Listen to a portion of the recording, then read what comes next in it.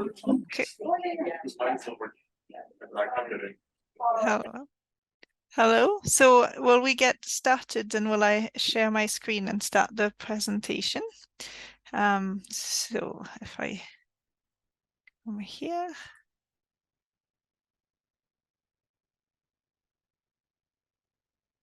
Okay. Danielle, let me know if there's anything wrong with what you can see, but hopefully what you can now see is the presentation. Looks good. Looks good. Perfect. Thank you very much. So welcome, everybody. So this is going to be a webinar about the online Masters in Health Professions Education. And my name is Dr. Camille Huser. And I'll start by introducing myself a little bit. So I'm currently the Interim Director for Health Professions Education Masters, but I have been the Deputy Director and the Assessment Officer of the program since its inception in 2015. I'm also the Deputy Head of the Undergraduate Medical School here at Glasgow, which kind of helps me with the program. In terms of research, I'm really interested in assessments, and I lead the assessment course on the program. Also in student-staff partnerships, EDI, and education for sustainable healthcare, otherwise known as ESH, which is my current main topic of interest. It's nice and new and upcoming. So in terms of why you might want to study on our program or do this program, so if, for example, you want to deliver ongoing training and development for your colleagues, some students are pointed towards our program by their heads of department for training and development. But if you want to deliver training and development, you might want to take our program first in order to have the necessary knowledge and techniques needed for that. So that would be one reason. Another one is if you want to learn about models of teaching and assessment and how they follow standards set by various health professions regulators. So if you want to link teaching and assessment that you do or that is being done in whichever setting or institution you are from, and how these are linked with the regulators and governance mechanisms. This is something we talk a lot about in our program as well. You may also want to choose this program if you want to tailor your degree to fit your career goals, because we have a choice of 2 research routes. So if you want that flexibility of being able to choose one or the other, and I will discuss them both later on, then this program might be helpful for you as well. And you can also choose to do just the certificate, the diploma, or the full master's, again, depending on what your career goals might be. And if you want to develop an evidence-based approach to your professional teaching practice, and this is one of the very exciting reasons why you might want to do our program. If you are teaching or want to teach, but you want to do so in an evidence-based way, knowing that what you're doing is what the research has shown is the best way possible. And if you want to eventually contribute to this evidence-based by doing your own research, then the program is perfect for you. Good. And I'll just pause between slides to see if there's any questions, but not so far. So the learning outcomes of the program are to explore the impact of policy on health professions, education development. So again, this is what I mentioned earlier, that we do look a lot at the link between the curricula, what's being done at the moment, and the influence of policies, regulators, etc. If you want to be able to debate principles behind learning and teaching and the nature of knowledge and evidence. So if you want to be able to justify why you teach in a particular way or why people learn in a particular way. And this is debates that are going to be more and more common now with AI coming into the scene. If you want to be able to have those debates and base them on evidence and literature, then you can do the course, and that will help you to do that. And also, if you want to be able to talk about the nature of knowledge and evidence, and that's going more into a philosophical perspectives, we will cover that a little bit as well. So that is something that you will be able to do by the end of the course as well. Appraise, if you want to appraise the impact of technology enhanced learning. Again, this is something we'll be looking at more with AI, but it's something that we've always looked at because technology is used a lot in various health professions, education curricula. So we'll be looking at that as well. If you want to be able to identify the drivers for particular curricula and evaluate their influence, that is another learning outcome of the program as well. We have a whole course on designing curricula and approaches, which I will discuss in a little bit as well. So if you want to look at not just the teaching, but the whole overall curricula and how they are developed and evaluated, then again, this is something we will cover on the course. And finally, evaluate the appropriate theories, practices, assessment strategies, and curriculum models is the last learning outcome. So again, if you're able to evaluate these, know the theories that are important in our learning and our teaching practices, and especially in assessments as well. And as I said, in overall curriculum models as well. Then yes, the course would be good for you because that is one of the learning outcomes at this higher level of teaching. Okay, then we'll talk a bit about the relevance for the real world in terms of the program. So we have a weekly reflection. So we ask you to reflect weekly on how the theories that we discuss each week apply to your own practice. And that can be your teaching practice, or if you're newer in your career as an educator, you can also reflect on your learning practice as well. But we do ask you to make the links every week on how what we're teaching applies to your own practice so that it is all relevant for the real world and your own particular individual context as well. Similarly, we have a reflective essay in the first year where we ask you to reflect on your own learning. So again, we're looking at you applying what you're learning to your real world and your own learning practice. We have a micro teaching task. So again, we're asking you to create a very small 10-minute lesson on a health profession education topic. And they are fun to do and fun to mark, and really show how you apply all of the theory that we teach you about teaching to actual real world teaching. We also ask you to do critical appraisal of education literature, which again, hopefully will apply to the real world, because this is something that we're hoping you will do once you're trying to look for new teaching methods, or if you're trying to look at the evidence for various teaching methods. And finally, if you go all the way to the dissertation, it will be on a topic that you identify in your context. It will be looking at something, a problem in your context, something that will be helpful to look at and solve. So it will be something that's helpful to you, to your real world, and hopefully in some cases to the wider community, and you can publish it because it will be helpful for others as well. No questions yet, so I'll keep going.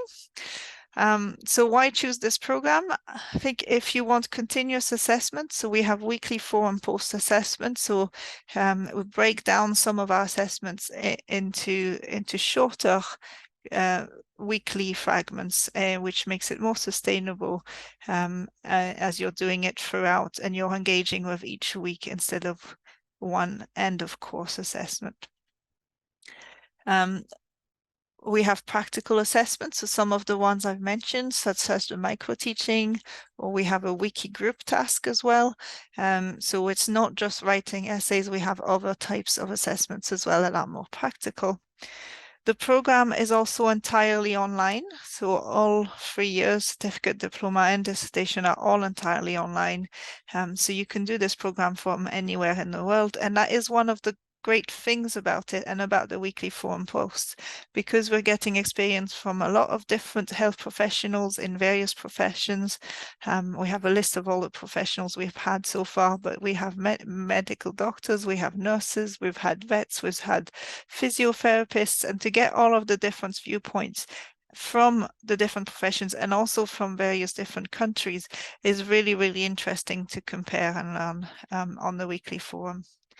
And The program is mostly asynchronous so that you can watch recordings at a time that suits you. So whether your time zone means that you have to engage at different times, or whether your shift patterns mean that you want to engage at different times. So you can do that at a time that suits you. We do have optional live meetings so that you can talk to us and ask us questions, but they are recorded. So if you can't come to them, you can watch the recordings. So you can do it all asynchronously if you wish. When we do have optional live meetings, we tend to have 2 times for them, usually one in the morning UK time, one in the evening, and that allows you to choose, depending again on your work patterns and your time zone, the time that best suits you, so that if you do want to come to these, it is more likely that you will find a time that suits for you. Good. Okay, move on to the next one. So I'll talk a bit about the courses that we have on the program. So in year 1, we have 3 courses, one in semester 1, one in semester 2, and one in semester 3. Semester 1 is September to December. Semester 2 is January to March, April, and then assessment is semester 3 is April to July. We have them in this order, September to July, but they can be taken in any order. So you can start at semester 2 and then make your way around, or at semester 3 and make your way around. Or if students who've had to take a break in their studies for any reason can take 1 and then 3 and then come back and do 2. So they are made to be taken in any order, again, to offer flexibility. In learning and health professions, the first one, we learn about learning theories, a bit of psychology about how people learn and the science behind that, and the various theories that have been made about how we learn. And we then apply that to reflection, and you will finish with a reflective essay looking at using one of the reflecting models to look at how you learn and how you teach as well. In teaching in health professions, we move from the learner side to the teaching side, and we look at various teaching techniques, including lectures, and we critique these a little bit, see what the strengths and the limitations are of these, and eventually the main assessment in that course is the micro lesson that I just talked about, the 10-minute lesson that you submit, where you have applied all of these teaching theories and teaching good practice that is evidence-based. You do get to do a formative one first, and then you get feedback from your peers on the course, and then you submit your final one. In the assessment in health professions course, we look at the theories behind assessment, what makes a good assessment, and then we look at a variety of various assessments that are commonly used in health professions education, going from written assignments to MCQs, to OSCEs, and work-based assessments, for example. We also look at how governance and regulators impact assessments, because they tend to have a great deal of influence on that.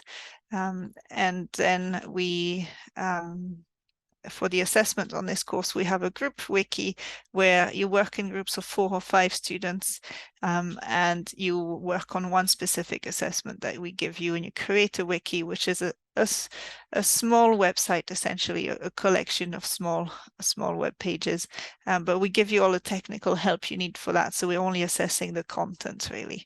But it's a fun one. It's one where you get to know a few of the peers a bit better, and students tend to enjoy those and do quite well in them. Okay, if we move on to the year 2 then. So once you've completed year 1 with a minimum threshold grade, you can move on to year 2. So if you finish after year 1, you would get a certificate course, or the certificate in health professions education. If you move on to year 2, you don't get a certificate, but you then do courses to allow you to get the postgraduate diploma instead. So we have 3 courses each semester, each is 10 credits, and you choose 2 of the courses each semester. So in semester 1, we have a choice of 3. And then each semester there is one with a little star, and that's the ones that have to be done in order to do the dissertation with research in year 3. So if that is your aim, to do a dissertation with research, you have to take this course and one of the other two. If you want to do the review-based dissertation, you can take any two that you like. The first one in semester 1 is curriculum approaches and design, where we're looking at how curriculum are developed and designed and the different models and frameworks that exist for that. And you will end up writing an essay and basically designing a small part of a curriculum. In teaching and assessment of clinical skills, we're looking at specifically clinical skills, and there's a strong focus on clinical reasoning there as one of the skills and how that is taught and assessed. And in evidence in education research, you will look at what is evidence, how to source it, how to do literature searches, and how to critique that evidence as well, and how to critique research papers. So that will be the 3 in semester 1. In semester 2, you have again choice of 3, one of which is mandatory if you want to do the research dissertation, and then the other 2 not mandatory. We have one on simulation in health professions, where you look at various simulation models and how to do the various parts, but it's not purely practical. There's also a lot of look at the evidence and the theory behind it and why particular ways of doing things work. In evaluation of courses and curricula, it's a little bit of a continuation of the first one, but it is different. So you're looking at curricula courses that are in existence and how to evaluate them in order to improve them. And then designing education research. This is a very practical course on how to actually design a research project. So this is very important if you're going to do the dissertation with research. We go through writing questions, doing a little bit of a literature search, methods and all the various methodologies that can be used in education research, and data analysis and interpretation. And then in the last semester in year 2, you have another 3 courses, each worth 10 credits. And again, you can choose 2 out of 3. And again, we have one compulsory one if you're wanting to do dissertation with research. And the 3 that we have are leadership and in health professions and management in health professions. They start off very similar in the first week, where we look at what leadership is and what management is, and what the difference and similarities are. And then they go off on completely different tracks. So leadership looks at various leadership theories and leadership models, whereas management is more practical and how to manage the everyday curriculum. And then the other course, governance and ethics in education research, we're looking a lot at the governance mechanisms to ensure that education research is done ethically. We're going to look at the role of ethics committees and research ethics committees, and you're going to end up by critiquing a mock ethics proposal in order to prepare you to write your own if you're doing research. So that's what we have in those 3 courses. And still, I'm looking, no questions yet. So if you finish at the end of year 2, you will exit with a postgraduate diploma. And if you want to continue with us, if you have the threshold grade, you can go on to year 3, which is the dissertation. And as I mentioned earlier on, we have 2 streams of dissertation. We have one that is with research, where you do a research project, education research project. So you might look at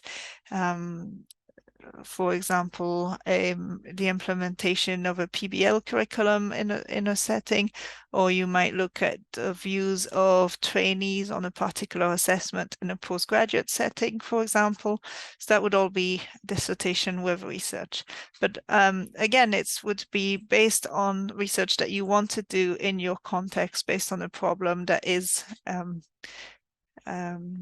identified by you in your context. So it will be relevant to you and it will help you in your actual practical day-to-day job as well. And the other option is to do the review-based dissertation, where you will Again, find a problem in your context, such as the perception of blended courses to teach clinical skills. This is one that we have currently, for example.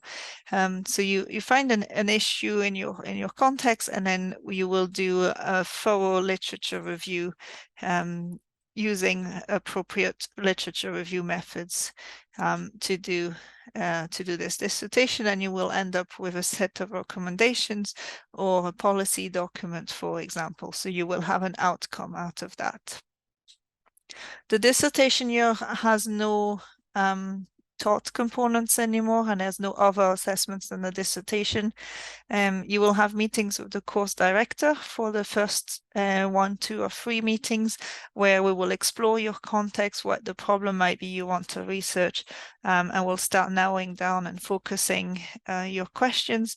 Once you have questions and a really well thought out research project, whether it's review-based or with research, we will then identify a supervisor that can take over and give you supervision for the year of the dissertation.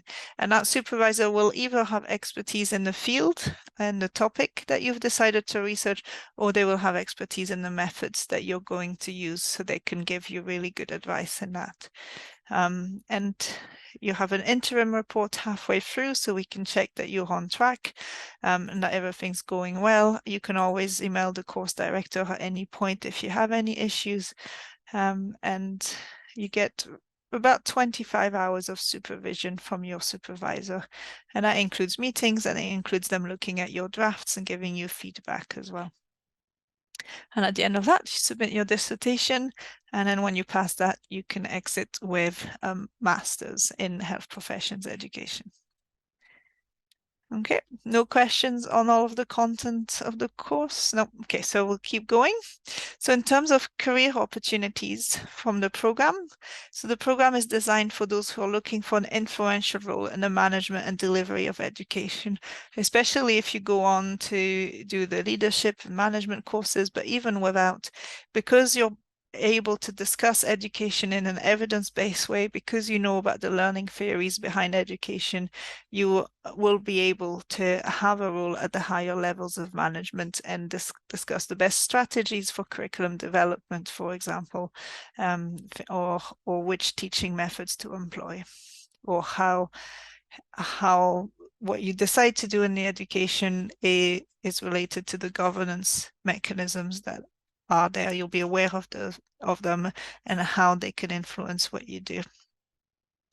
They'll also provide an ideal grounding for those who decide to pursue doctoral research in health professions education. So following the master's, you want to do doctoral research or PhD, then this will be a really good grounding for that and will make that transition really smooth. Our recent graduates have furthered their careers in the education of doctors, dentists, pharmacists, occupational therapists, nurses, anesthetists, general practitioners, and family medicine practitioners. So like I said, we really have a really wide range of health professionals on the course, and it's really the richness of the course that our students come from such a variety of professions, but also of various countries and backgrounds, and we can really compare and discuss these on the course. The entry requirements, so you need a health professions degree, a 2-1 if it has an equivalent. You need to be employed in a relevant professional context where you are in charge of some or involved in the education of health professionals. We will consider other degree qualifications if you are or you aspire to be employed in the education of health professionals. So for example, if you have a degree in biomedicine, for example, and then are employed by a university to teach medicine or other health professionals, then we will consider other degree qualifications as well. If you're an international student from a where English is not one of the native languages, then you'll need an IELTS score of 6.5 with no less than 6 in any band. And all the entry requirements can be found on the website as well, so you can check there. Okay, so the online environment. So if you come on the course, it's a fully online course, what can you expect? So we have discussion boards. That's where we ask you to reflect weekly on how the concepts that we are teaching you or discussing that week apply to your own practice. So these are, you have to make 2 posts there every week, and you have to reply and enter in discussion with other students as well. So these, as I said, these are really good, rich place to find out about the experience of others as well. So we have weekly posts that you have to engage in, at least posting yourself, but we encourage you to also reply to others. Then we have the group assessment as well, the wiki that I mentioned earlier, which is in the Assessment in Health Professions course in semester 3 of the certificate year. And that is a really good way for students to get to know and engage with a few other students in a bit more depth than simply on the discussion boards. And often students will end up creating WhatsApp groups of other ways to communicate. And we can tell from their assessments that they've had a really good time working on it together. But otherwise, we said it's asynchronous, so you will have interactive weekly lessons. So they are pre-recorded, they're online, and they can be done whenever suits you. You can do the whole thing in one go, or you can do a little bit of it and pause it, and do a little bit every night, for example. So it's up to you how much you do at a time, and when you do it. These interactive weekly lessons include videos or audio, and they have transcripts. So if there's any access issues, they're always there. But hopefully the video and audio helps you feel like we are teaching you. We have electronic books and journal articles that are linked to from all the material. So all of the books and journal articles that we recommend are all available online. So you can access them wherever you are. And these interactive weekly lessons and our whole course is accessible across devices. So you can do it on a computer or a tablet or a phone, although we would recommend a bigger screen to be able to have a better view, but you can do them across various devices depending on what you have available. A few quotes from what our students say. So we have one student who said, "It really has helped me develop and change my teaching skills positively. I noticed greater confidence in my teaching ability last year, and this is in no doubt due largely to the PG Cert." So it's nice to see that we can give you that confidence to teach, knowing that you're doing so in a nice evidence-based way, and that is the currently best practice to teach. And another student has said it's an innovative distance learning course that allows students to participate in group work online. So again here, showing that we are an innovative assessments, to have weekly forums, to have wikis, to have micro lessons. We try and be innovative and creative to make it more applicable to the real world, but also more engaging for you. And again, proof here that the group work online proves generally very popular. Good. So are there any questions? I've got some typical questions that students might ask, so I'll probably answer them right now, and then you can ask more questions if you want as well. So is an online degree as good as a campus degree? Yes, absolutely. It's all the same standards, the same requirements. So there's no difference except that you're doing the teaching online or the learning online. How do I access the reading list without visiting the library? So we have links, a reading list link on each of our course and within the learning materials directly as well. So they're very easy to access with your student login details. And again, as I said, they're all accessible online. What types of topics can I study my dissertation on? So as I said, it's chosen by you based on what problems you've identified in your context that would help solve. And as long as it's related to health professions education, then it's fine. So it can be topics on assessments if you want to look at assessments and do some research on those. It can be about teaching, it can be about learning, it can be about management or leadership as well, or about the whole curriculum. So it can be about If you wanted to do one on sustainable healthcare education or EDI, for example, you could do that as well. So there's really a lot of scope, but that will be discussed with you, but it will be something that you choose that is important to you in your context, not something we assign to you. What types of assignments are there? So in the assignments are, as I said, you have weekly forum posts where you make little short posts weekly. There's also the micro lesson and the wiki, which are different and innovative. And otherwise, it will be essays, reflective essays, critical appraisals, and a dissertation, of course, at the end. How does interaction work online? So it's mostly asynchronous, so it will be through posts and replies on the Reflection Point forums. But as I said, and you can ask questions. We have a questions forum, so you can ask questions to the staff and peers anytime you want as well. And then we have these optional live sessions as well. That you can come and join and have a chat with us and ask us questions directly in a Zoom meeting as well. We have those before assessments particularly, so you can come and ask questions about assessments. We have inductions at the very start of the course, and we have drop-in sessions as well for the diploma students, where you can just come and have an informal chat with us.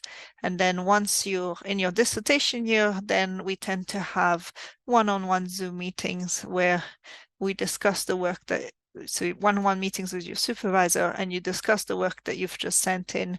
You get the comments, you get the next steps to do, and then you go away and work on that, and then you have another one-to-one meeting on Zoom or Teams, and you have more discussion there as well.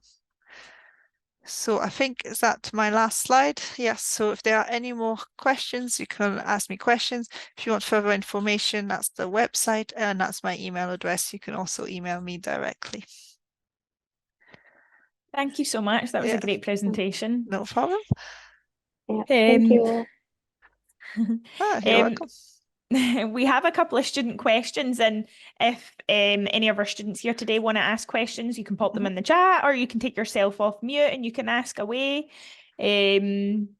So currently we have a student asking, are there any guest speakers that come onto the program to do like recorded talks? Yes, we do. So we have guest speakers who will come and take 1 week of a course, for example.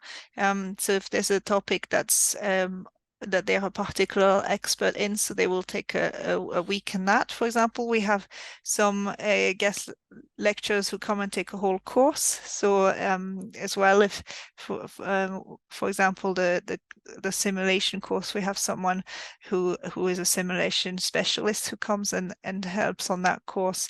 And similarly for the teaching and assessing clinical skills, we have someone who's specialist in that to come and talk.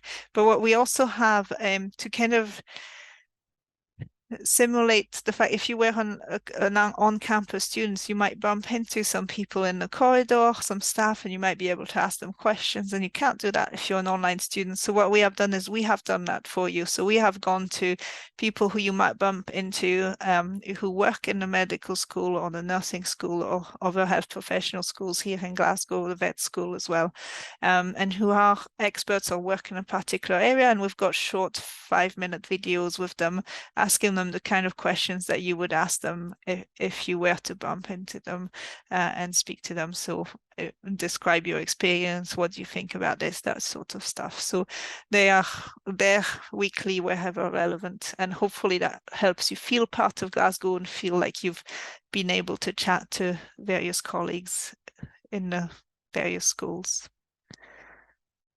That's great. Can students graduate in person? Yes, of course. Yeah. So you can graduate in person, and we attend the graduations whenever possible. So it's a great way to finally meet the students as well that we haven't met face to face. So yeah, absolutely, you can. It's such a lovely celebration, isn't it? And it's Yes. such a nice way to end your degree or your Yes. qualification at the university. And you get to see our wonderful campus too, which is beautiful. So there's summer graduations and there's also winter, and both of them are so unique in their own way. Yeah, they're beautiful, and our students will tend to come and make a holiday out of it if they live abroad and bring the family along, so the family can come to graduation as well. And it's really fun and really nice. So yes, absolutely. But you don't have to if it's not possible, but you can. Great. Is there a good link from this program into a PhD? Yeah, so as I said, it's a really good preparation for a PhD, but there's no direct link, so it doesn't give you automatic entry into a PhD program, but it gives you a really, really good case because you have done already a research project, and so you know exactly how to do it, you know all the steps, so it gives you a really good grounding for it. What is it like to do this program alongside working either part-time or full-time? Yeah, so it's definitely possible. I think almost all of our students work full time. A lot of them will get a little bit of time dedicated to doing the program. So most students, I'd recommend students do that. So if you negotiate with your employer and say that you're doing this program, it will help your work and you need some dedicated time to work on this, so that you have maybe half a day a week just to work on that. And a reduction in your work, it does work better. But because it's asynchronous and you can do it in small bits or whenever you want, you can do little bits every evening if that's what you prefer to do, or all in one. A lot of our students will do it all in one go at the weekends. We know that from looking at when the students post. And because we know that, we've extended, so we now make the material available to you on the Friday, not the Monday. So you get that extra weekend before the week officially starts, so the material's already available. And then the deadline to make your posts weekly is the Tuesday after the week has officially ended. So you get that full second weekend as well.